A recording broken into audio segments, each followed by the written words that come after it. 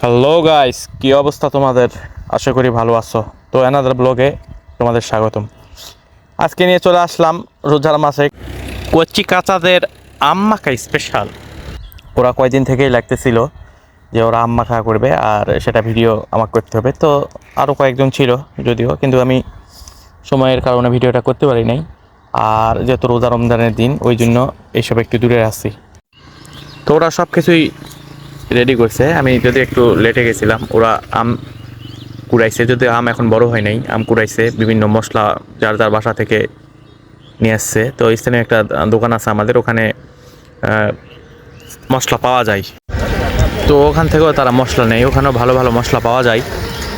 মশলা পাওয়া যায় বলতে ওখানে ওই যে বিভিন্ন আচার টাচার সেল হয়, ডিম সেল হয়, ওখান থেকে যে মশলা হয় তো ওখান থেকে নেই। তো যাই হোক, তারা সকাল সকাল আম সিলাইছে, আমটা ধুইছে, তারপর তারা মাখে ওই যে তারা খাচ্ছিল আর আমাকে বলতেছে তো ভিডিও করেন। তো তারপরও রোজার দিন এইসব খাবার ব্লগিং নিয়ে আসলে কেমনটা দেখে, কিন্তু তারপরও তাদের আবদার তো আমি ফেলতে পারি না, যেহেতু গ্রামে তারা আমার যথেষ্ট ফ্যান বেস এবং তাদের জন্য আমার এত কিছু, এবং তারা আমাদের বিগ সাপোর্টার। তো যাই হোক, পর্যায়ক্রমে তারা তাদের খাওয়া শুরু করে ফেলাইছে। তাদের খাওয়া দেখে মনে হচ্ছিল এবং একে একে ওরা চিজ করতেছিল, মানে কি একটা অনুভূতি। মানে ছোটো বয়সে ওরা হয়তো জানেই না তাদের জীবনের শ্রেষ্ঠ সময় কাটাচ্ছে তারা এই বয়সে। একটা সময় যখন বড় হবে তখন রিয়েলাইজ করবে যে আসলে ছোটোবেলার যে জীবনটা আসলে কতটা সুন্দর। তো আপনারা দেখতে পাচ্ছেন যে আরেকজন চলে আসলো।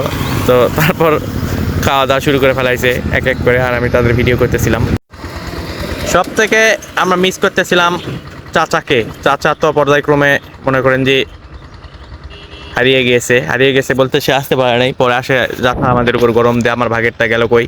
তো কি আর করার, আমরা তো তার জন্য রাখতে পারিনি। এরা আগেই মনে করেন যে একদম খাইতে শুরু করছে, এদের তো বড় পাওয়া যাচ্ছিল না। তো যাই হোক, নেক্সট টাইমে আমরা হয়তো চাচাকেও নিয়ে আসবো আবার নতুন কোনো ব্লগে। আম এখনও বড় হয় নাই সেরকম, কিন্তু তারপরও তারা এই যে ছোটো বাচ্চা মানুষ, ওরা খাবে। ছোটো বাচ্চা বলতে ভুল হবে, এক একজন 1, 2, 3 এ পড়ে পর্যায়ক্রমে। এই যে তো ওনারা আবার বলতেছিল যে আমাদেরকে দেখা যাচ্ছিল নাকি। তো ওরা আরও ভালো করে তো খাওয়া শেষ করে ওরা আবার হাই হ্যালো বলতেছিল, যদি আমি ওদের কথাটা তো এই জায়গায় বাদ দিতে হয়েছে। তো কথার একটু প্রবলেম করে। তো যাই হোক, ভালো থাকবেন, সুস্থ থাকবেন, পরবর্তীতে নতুন কোনো ব্লগে নিয়ে আসবো।